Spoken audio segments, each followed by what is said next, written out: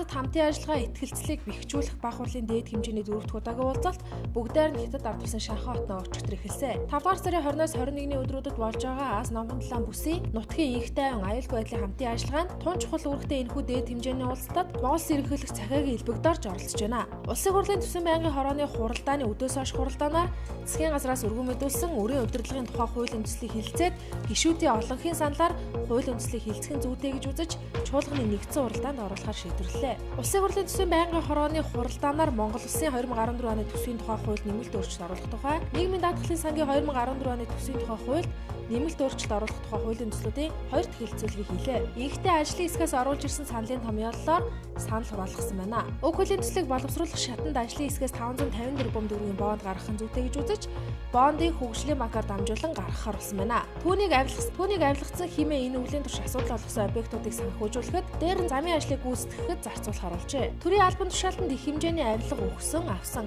онц хэмжээний мөнгө угаасан хэрэгс сэжиглэгдэж байгаа. Тэнгэрийн холдинг компани захирал анх 2, газрын тосны газрын дарга агсан амар сайхан, Чандман Отхон бол нарын 4 өний хэргийг шүүх хурал цагдаа орох 461 дугаар ангид өчигдөр эхэлсэн ч шүүгтгчийн өмгөөлөгч хуралдаанд оролцох боломжгүй шалтгаанаар хурлыг энэ сарын 29-ний 10 цаг хүртэл хойшлууллаа. Монгол Улсын их сургуулийн 3-4-р курсын оюутнууд сургалтын төлбөрийн зөрүүх нэрийдлэр нэг оюутнаас 300 орчим мянган төгрөг авч байгааг эсэргүүцэн боловсрол шинжилгээ ухааны сайдад шаардлага хургууллаа. Боловсрол шинжилгээ ухааны сайд Ган Төмөр Монгол Улсын их сургуулийн оюутнуудын хүсэлтийг хүлээн авч энэ сарын 29-нд буюу эрт даваа гарагт энэ асуудлыг шийдвэрлэхээр болжээ.